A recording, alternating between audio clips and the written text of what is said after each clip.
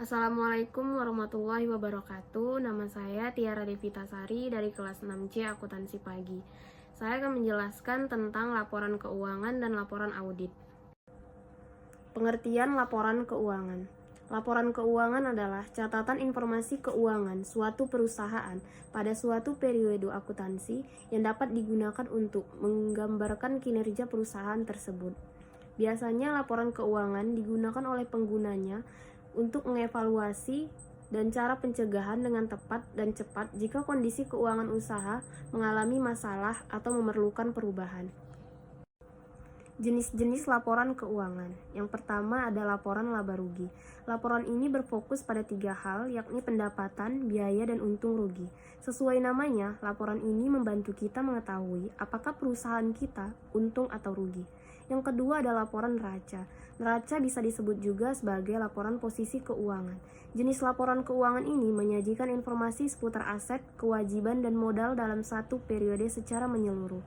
Yang ketiga ada laporan perubahan modal. Dalam perjalanan operasional perusahaan, modal awal dapat mengalami perubahan sesuai kinerja perusahaan. Yang keempat ada laporan arus kas.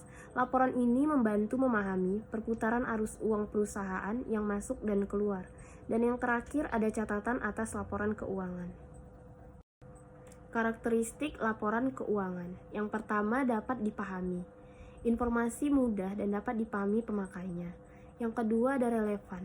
Berguna untuk evaluasi masa lalu, masa kini, atau prediksi posisi keuangan dan kinerja masa depan. Yang ketiga ada keandalan. Informasi tidak menyesatkan, bebas kesalahan material, dan dapat diandalkan. Yang terakhir dapat dibandingkan. Laporan keuangan harus dapat dibandingkan antar periode untuk mengidentifikasi tren posisi dan kinerja keuangan. Pihak-pihak yang membutuhkan laporan keuangan. Yang pertama ada investor. Biasanya investor menggunakan laporan keuangan untuk mengetahui keamanan dana yang ditanamkan. Yang kedua ada kreditor. Kreditor biasanya menggunakan laporan keuangan untuk memutuskan, menerima atau menolak pengajuan kredit, serta mengukur kemampuan perusahaan untuk membayar. Yang ketiga ada pemerintah, biasanya diperlukan untuk perpajakan. Yang keempat pemegang saham, dan yang terakhir ada karyawan. Pengertian laporan audit. Laporan audit adalah hasil akhir dari proses audit, yaitu laporan yang menyatakan pendapat auditor mengenai kelayakan laporan keuangan perusahaan yang sudah sesuai dengan prinsip-prinsip akuntan yang berlaku secara umum.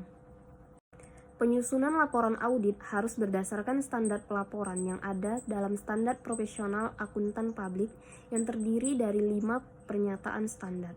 Profesi seseorang yang mengerjakan audit dinamakan auditor, dan seorang auditor memiliki beberapa tanggung jawab.